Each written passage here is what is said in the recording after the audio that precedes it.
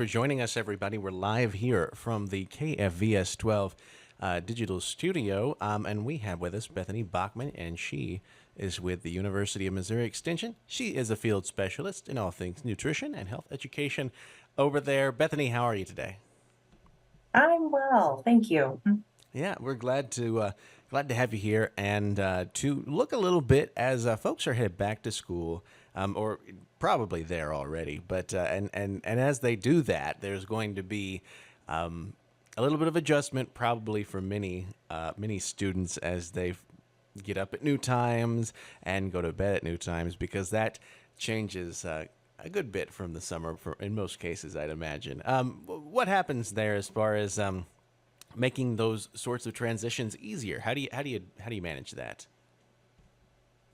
The biggest thing is to be patient. Be patient with the kids, be patient with yourself. It is a new routine for everyone. We're usually a little bit more relaxed in the summer. So, just be patient as you work through homework in the evenings, you work through those dinner time things and all of the things that go along with that. The bedtimes might need a little adjusting in the beginning. So be patient as you find your flow through the beginning of the year and getting situated in the evening. When it comes time for the morning, try to make things as easy as possible. So have the kids' clothes laid out ahead of time. Do that for them if they're younger. If they're old enough to do that, have them take that responsibility on and have it ready so it makes mornings a little bit easier. Um, think about how you might need to adjust your times of getting up, getting out the door to make sure you get there on time. Some schools start at 8 a.m., some start 7:45. The times vary. So just make sure you take that into account. But the biggest thing is just be patient with yourself and be patient with the kids as those new routines are coming into play. All right, and of course, this changes over a person's at different ages, right? But to the what's the optimal range for students to be getting as far as that sleep schedule? What's the hour count supposed to be? Yeah, so as everyone gets older, it's going to adjust and we're going to require less sleep. So if we're looking at preschoolers, they should have anywhere between 10 to 13 hours of sleep at night. As you go up into those early elementary ages, you're shooting for about 9 to 12, somewhere in there. And then your teens are going to start requiring a little less, so 8 to 10 hours. They may not be getting all of that. That's okay. We also know that kids, some require a little bit more sleep to function optimally, while others don't. So again, it's kind of understanding your children. One may require more, one may require less. As you get into those adult years, 18 and older, they typically say to shoot for around 7 or more. Again, it kind of depends on what your schedule is like and how you're able to function on that amount of sleep. The biggest thing is to make sure that you're getting a good amount so it doesn't catch up with you maybe later in the week when you're just really, really tired and you can't function. You want to catch it before it gets to that. All right. And, I think as well that there's a lot of talk about sleep hygiene, things like that, that you get prepared to go to bed, different things that are important to that. And I know a big part of that as well, it has to do around screens and what you're doing with regards to how soon you put those down before you go to bed and things like that. And that may be a bit difficult, it seems like, more and more with different school requirements and computers and all that they send home. But yeah, what's that look like as far as making sure people get that good sleep hygiene? I typically recommend to individuals to make sure that there's no TV, tablet, computer, anything like that about an hour before bedtime. Again, it's going to fluctuate from person to person and their ability to fall asleep.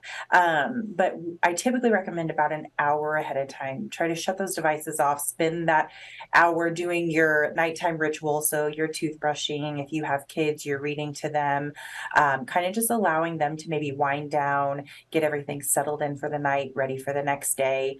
A lot of schools do send home Chromebooks and things like that. So try to get that homework time on those done a little bit earlier in the evening. So when you're close to that bedtime, you're removing that. And if you're an adult, I know we all have that habit of waking up in the middle of the night, can't sleep. If you're an adult, don't pick up that phone and try to find a different way to help yourself fall asleep. Pick up a book if you need to for a little bit to kind of get back into that sleep stage. Grab something to drink. Don't pick up a device because it's just going to prolong the amount of time that you're awake. Sure. Absolutely. And with the heat coming into play these days, it certainly seems as though that could be a big determinant of how well you're sleeping, how much sleep you're getting, or how quickly you're going to sleep. Right?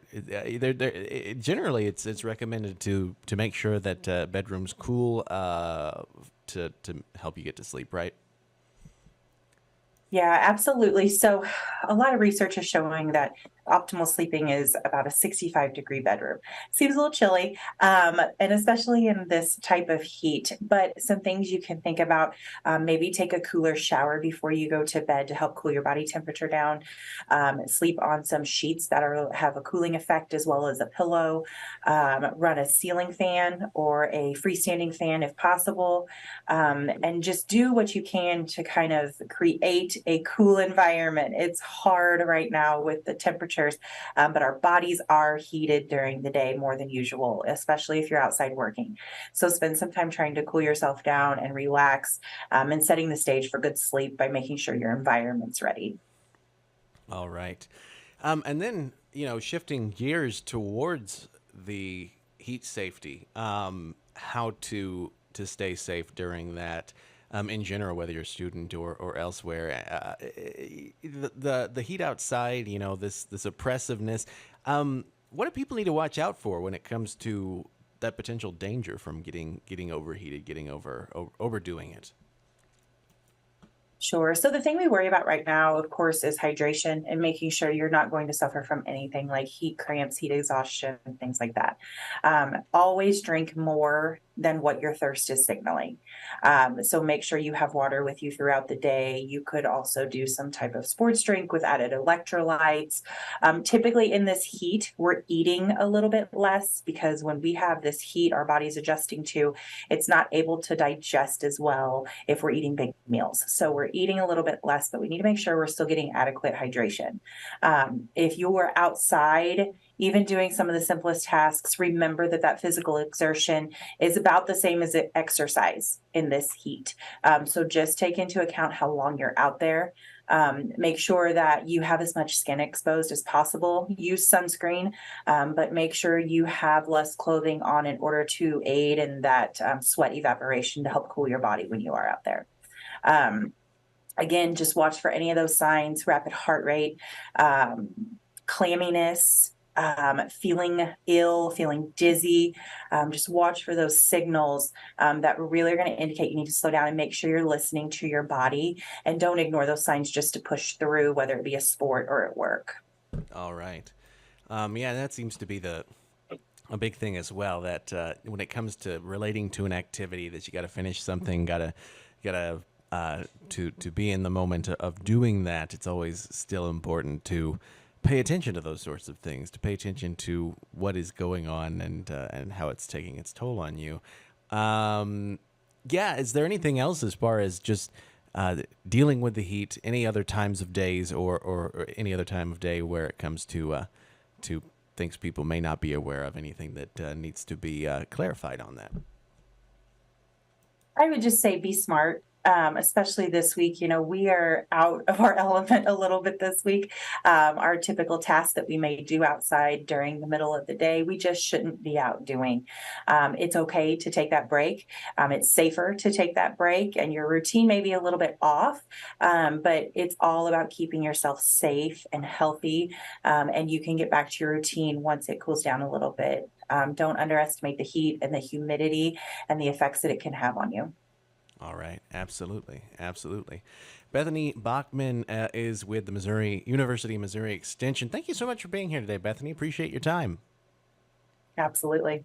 All right, to our audience, thank you for tuning in. We're going to be back here in just a few minutes. We've got By the Bushel coming up later today, but before that, we're going to have a special weather segment to get into some of the weeds of this First Alert Action Day and the few First Alert Action Days to come throughout the rest of the week. Thanks again, everybody. We will be back with you shortly.